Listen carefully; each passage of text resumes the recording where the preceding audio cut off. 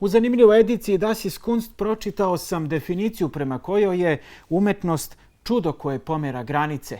Dobar dan, dobrodošli u novo izdanje Art nedeljnika. Mi vam danas ne obećavamo čudo, ali možemo obećati da ćemo se u narednih 30 minuta potruditi da vas obavestimo o svim zanimljivim dešavanjima u kulturnim krugovima Niša. Prva priča sa kojom počinjemo današnje izdanje našeg magazina dolazi nam iz Simfonijskog orkestra. Pričat ćemo o svečanom koncertu kojim je završen čuveni festival Nimus.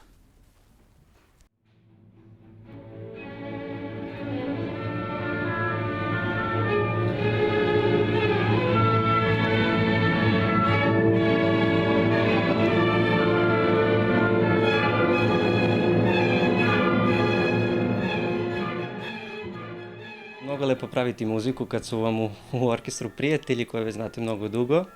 I ovo nije moj prvi put da sam ovde, drugi put nastupam sa Niškim simfonijskim i svaki put je mnogo lepo iskustvo vratiti se ovde šta zbog publike, šta zbog ljudi koji onako pristupaju sa velikim entuzijazmom i super energijom i na kraju evo, večeras nadam se će to rezultirati dobrim koncertom.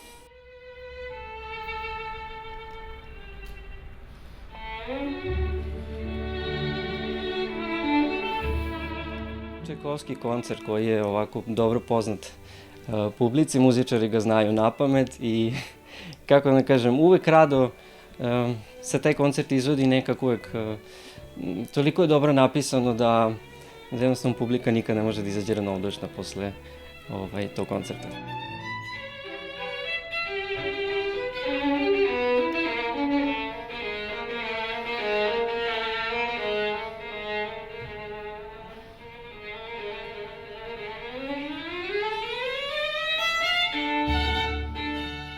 Puno divnih kolega i ljudi sa kojima radite, jednostavno smo srećni da se bavimo jednom profesijom koja je toliko divna, gde prosto svirate toliko različite kompozicije i, kako da kažem, čini vas ispunjenim i bogatim kao čoveka.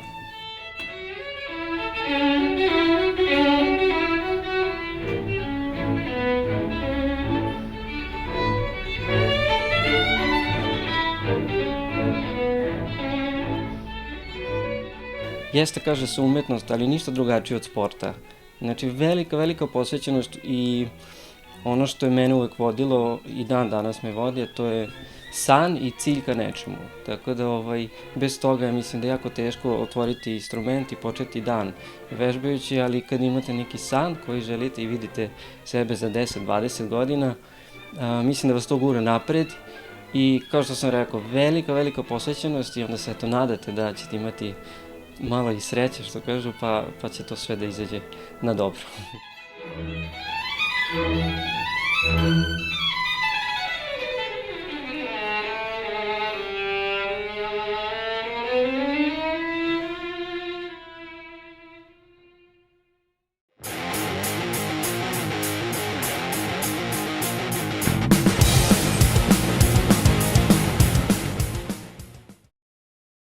U nastavku književni portret Jelene Antić. Mlada autorka iz Niša napisala je roman epske fantastike, neobični izmaštani svetovi, magični junaci, čak i potpuno novi izmišljeni jezik kojim se glavni likovi ovog romana koriste.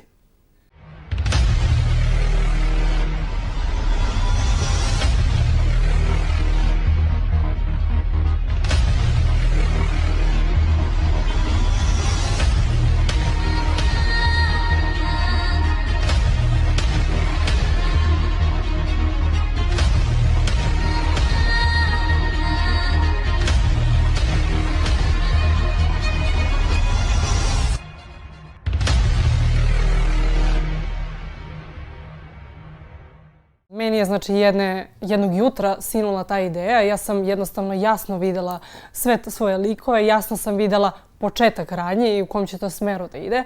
To je jednostavno vrištalo u meni. Ja sam to morala da prenesem na papir.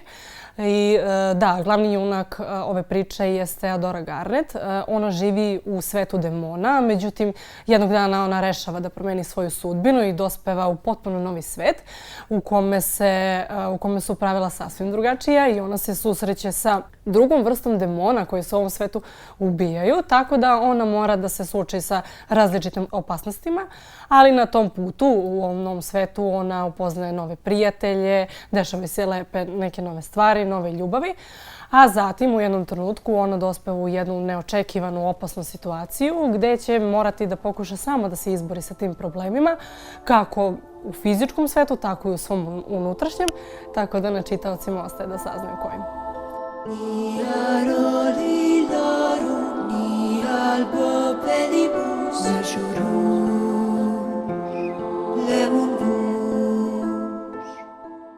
Ja sam želela da, kada izdam knjigu, želela sam da moji čitaoci mogu u potpunosti da dožive ono što sam ja doživela dok sam maštala o ovoj knjizi.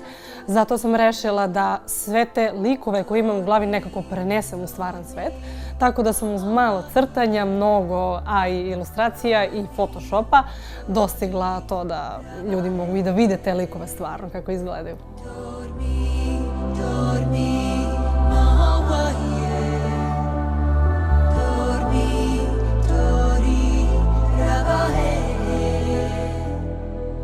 Izmišljena je pesma, tako je, i nešto što je zanimljivo za ovu pesmu jeste da sam je smislila jedne noći dok sam ljuljala svog sina koji je tada bio beba i jednostavno ta melodija mi je tako došla i ja sam imala potrebu da to prenesem nekako u reči i tako je nastala ova pesma.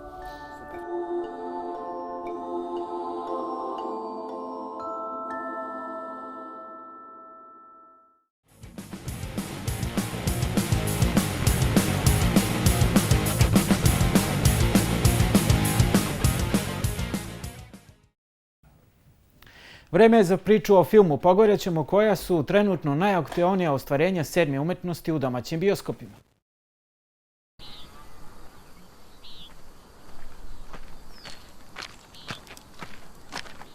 Jel može da se zna šta radiš? Gledam nešto. Treba da prođe vino. Gde da prođe? Nastavljamo tradiciju predstavljanja domaćih filmova, trenutno aktuelnih na bioskopskim repertoarima. Premijera filma ovuda će proći put organizovana je na 51. festu i od tada izaziva veliku pažnju domaće publike. Jano! Nema struje. Sprobala prekidač? Jesam. Probaj ponovo. Čuli što hoće hotel da gradi? Bre, sine, i ti mi dižeš pritisak, nisam ni kafu popio. Izvinite. Šta izvini? U odsečeno, zaboravljeno selo blizu kog će uskoro biti izgrađen autoput stiže stranac. Meštani, puni nepoverenja i straha prema promjeni koju put donosi, sumnjaju da i stranac ima neke veze sa tim i da skriva svoje prave namere. Nekoliko nesporazuma i laži je dovoljno da netrpeljivost meštana prema strancu preraste u otvoreni sukob, a Jana, devojka iz sela koja se zaljubila u stranca, shvata da je ona jedina koja može da ga spasi od opasnosti koja se nad njim nadvila. Mirko, idi brzo do čika Đure, odmah ga pozovi. Ajde. Pa zamisli, evo, momak je juče došao i nije imao vremena kad da se ikom zameri. Znaš, pa kad im se toliko kolje, što ne uzbu da kolju nekog ozbiljnog nego njega bezazla. Komša Jane kaže da im je se studirao. Čekaj, Đuro, moram tek hitno da dođete. Petar i Pavle, hoću da... Ostavim Jano, sine. Sve sam rešio. Likove tumače Jana Bjelica, Zlatan Vidović, Svetozar Cvetković, Eva Ras, Brana Stefanović, Igor Filipović i drugi domaći glumci. Bio mali, da mi se čini kao da sam već bio ovdje i sve ovo video. A nigde na svetu ne postoji lepši zalazak sunca nego na moru. Tamo gde vodi ovaj novi put.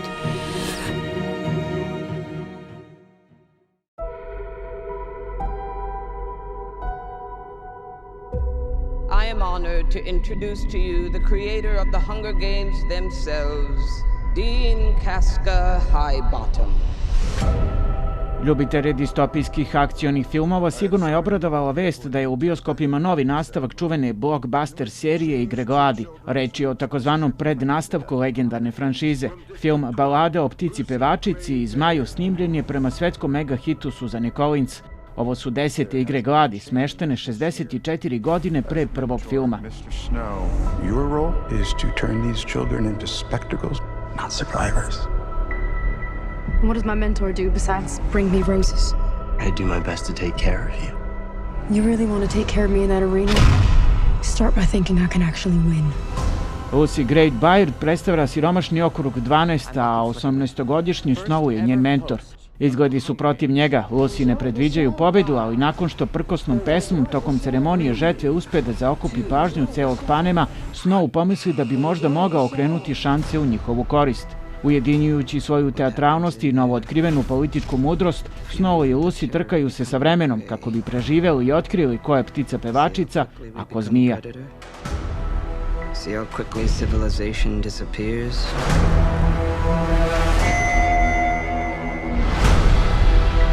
There's a natural goodness built into us all. We can step across that line into evil, or not.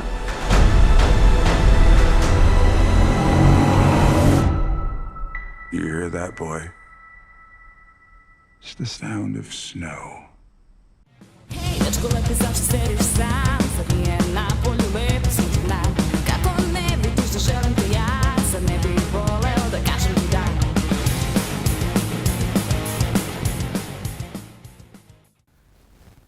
Možda je u današnje vreme, nažalost, retkost da imamo uspešne privrednike koji su mecene umetnosti.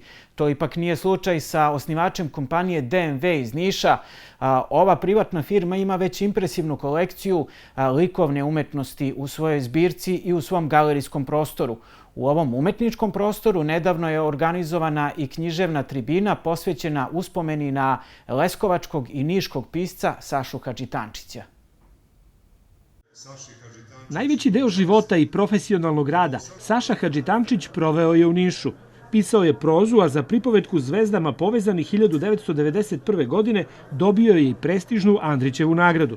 On govori o Naisu, dakle o Fridrihu Barbarossi, o Stefanu Nemanji, o Sinđeriću, o Ćele Kuli, dakle vraća se u ono vreme kao što se Andrić vraćao. Njegov je postupak, razume se, drugčiji, njegov je postupak lirski, slikovitiji od Andrićevog.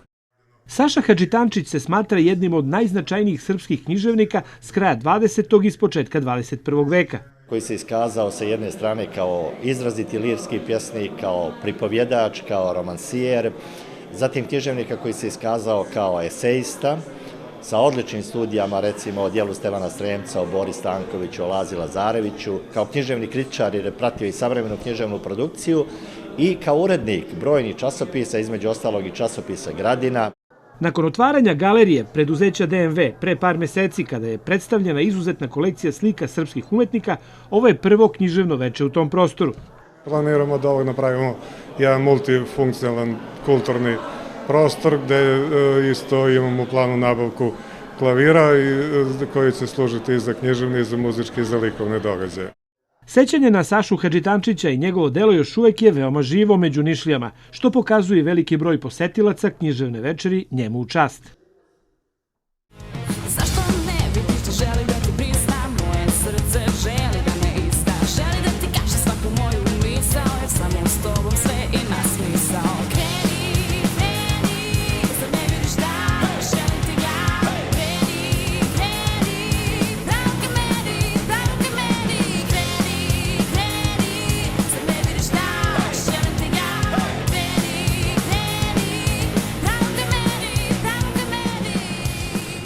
Konačno priča koju smo praktično najavljivali kroz čitavu emisiju. Na probi smo Hazel Banda u Nišu. Naš prvi sagovornik je Marija. Marija, kažu Hazel Band se žanrovski teško može svrstati u jednu grupu ili čak i u više. Zašto je to tako? Pa istina je, u suštini ne ograničavamo se jednim žanrom, svakako članovi u bendu slušaju razlikoliku muziku, tako da to je malo i roka i popa, alternative, možda nekog džeza, bluza, tako da bukvalno radimo muziku onako kako se osjećamo u tom trenutku. Ako sam ja dobro razumeo, makar je ranije tako bilo, ti si uglavnom zadužena za stihove, za tekstove pesama, a svi zajedno radite aranžman, muziku. Tako je, ostatak ekipe se još uvek nije oprobao da piše tekstove, ali bilo bi poželjno super, ali svakako zajedno smišljamo melodiju, pravimo aranžmane, tako da svakako ceo bend učestvuje u tom kreativnom procesu. Do sada smo mogli da vidimo i vidjet ćemo do kraja ovog našeg razgovora spotove za pesmu Niz paukovu nit i Kreni, što jeste jedna vrsta spota, odnosno kao video lyrics, kako se to moderno zove. Hajde da pričamo o ovom spotu Niz paukovu nit. Niste sami tu, imate i pomoć drugih umetnika za snimanje ove vaše video priče. Tako je, 2018. ili 19. godine, nisam tačno sigurna, mislim da je bilo 18. na 19. smo snimili taj spot uz pomoć plesne grupe Anima. Oni, nažalost, se više ne postoje kao grupa, svakako su nastavili dalje da se bave plesom pojedinačno, ali jesu nam bili velika pomoć, zato što je taj spot je dobio skroz neku drugu notu, svakako nije ni bilo planirano da ja igram u spotu, već je ceo akcenat trebao da bude na njima. Međutim, oni su imali neku tu viziju, ja sam imala mnogo veliku tremu, jer iskreno smatram da ne umem da igram, ali svakako je bilo jedno prelepo iskustvo, snimali smo od ujutru do uveče malo naporno, ali stvarno je bilo jako lepo. Prsti grabe ispod tvoje kože, ali budna sam u ovom košmaru i gasne. Mi stvarno svi zajedno pišemo pesme, uglavnom se skupljamo svi zajedno da bi ih pravili, niko nema baš da nešto, da kažem, svi sarađujemo kako bi napravili pesme i ne pravimo ih posebno, jer nekako mi kad radimo zajedno se dopunjavamo međusobno sa raznim idejama i onda tako, da kažem, pomažemo jednim drugima, svi doprinosimo svoje i nekako sve naše pesme budu tako naše, ne samo nečije. Pa ili zbog toga se za Hazel Band kaže da ne možete da budete žanrovski uokvireni, opisani precizno? Pa da kažem, svako od nas drugačiju muziku sluša pre svega. Svako od nas ima različite ukus i različite načine razmišljanja i onda uvek kad pravimo pesme nekako ne mogu da se definišu same po sebi i svaka je drugačija na neki način. Aleksa, u bendovima nekako najviše pažnje devojaka zauzimaju bubnjari. Kod tebe to pravilo je onako vrlo je opasno. Ako ti onako koketiraš sa devojkama, to ti je zabranjeno, je li tako? Da, mislim, kamo sreće da je tako. Svi znamo da gitaristi prvi budu u centru pažnje, eventualno vokalista u zavisnosti od njihove dinamike. Jel se ti to žališ sada? Ne žalim se, ja svakako nemam izbor ovde. Pazi, Marija je tu, sluša, pazi što pričaš. Da, jasno mi je. U suštini, to je sve mit, svako ima svoj ukus i ne jure publika na jednu osobu ili na drugu. Sve zavisi od njegovog prisustva na samoj sceni i koliko energije prenosi na publiku. Sada, da li su vama, imali ste priliku da nastupate i na onako velikim koncertima, imali ste priliku da nastupate onako u nekoj intimnoj atmosferi, klubska neka svirka za manji broj ljudi. Kada je taj trip onako zanimljiviji? Gde se ti bolje snalaziš? Gde više uživaš? Pa uživam jednako u zavisnosti od toga koliko je publika aktivna sa nama. Posljednji nastup mi je bio onako dosta dobar sa Bokalošće, Stvarnost u Banovini, tu je publika baš dobro reagovala na našu muziku i skroz se osetio kao poželjno na bini. Od Alekse smo čuli da su gitaristi nekako najpopularniji kod devojaka. Kako je tvoje iskustvo? Pa ne baš. Aleks je uglavnom taj u bendu koji privlači pažnju devojaka. Ali on je zauzet. Je li to možda tvoja šansa? Pa, jako je zauzet. Dobro, sad malo sam se našao, ne zameri, ali hajde pričamo o tom stvaranju muzike kod vas. Kako to ide? Evo sada smo na jednoj probi, a znam i da spremate novi album, pa jesu to situacije u kojima nastaju nove pesme, kada onako zajedno te ideje delite? Da, pa uglavnom neko donese neku ideju na probu, koju sam smisli kod kuće i svi je razrađujemo dalje zajedno. Kako kažu članovi benda, ja sam omekšala taj zvuk, pošto radije sviram neki funky, običan, da kažem, rock and roll, tako da donosim tu neku notu koja omekšava zvuk, da, rekla bih i ja. I čini mi se to ćemo imati priliku i da čujemo više nego ranije na novom albumu kad izađe. Da, definitivno da. Kako ja mislim da sam uticala, pa dodajem neke harmonije, najviše na glavni vokal koji je Marija, i to je u suštini to. Pretpostavljam da imaš i ideja za novi album, nekih tvojih koje ćeš pokušati onako da uneseš u koncept. Pa mislim, uglavnom samo dodajem nešto vokalno, možda se desi da dodam nešto aranžmanski, što da ne, ali uglavnom se to tiče najviše harmonije.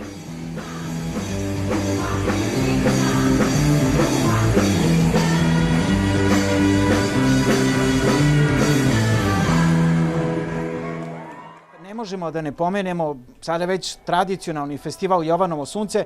Marija, festival koji počinje onako da privlači pažnju dosta i poznavalaca muzike i ljubitelja žanera koji vi negujete, ali koji neguju i drugi bendovi koji učestvuju u festivalu. Tako je, trudimo se da svake godine imamo što raznovrsnije bendove i da to budu bendovi iz Niša kojima pružamo priliku da, ako do sada nisu nastupali na velikoj sceni, da to urade. Samim tim što je koncert u Banovini, to jeste jedno veliko novo iskustvo za sve njih. Hvala ti puno na ovoj priči, na ovom gostovanju, mada smo mi kod vas došli u goste, i puno sreće sa novim albumom i obećajte mi da ćemo videti premijernu spot u našoj emisiji. Naravno, hvala svakako vama. Mislim, ti si, Nikola, uvek tu za nas i uvek nas podržiš kad god imamo bilo kakvu svirku, dešavanje, nove pesme, tako da, eto, hvala ti puno što želiš da neguješ nišku scenu. Sa ovom pričom ćemo se i odjaviti. Hvala svima u bendu na saradnji, a mi ćemo još malo da poslušamo muziku Hazel Banda za kraj ovog izdanja naše emisije. Gledajte nas naravno ponovo i za 7 dana. Kako da te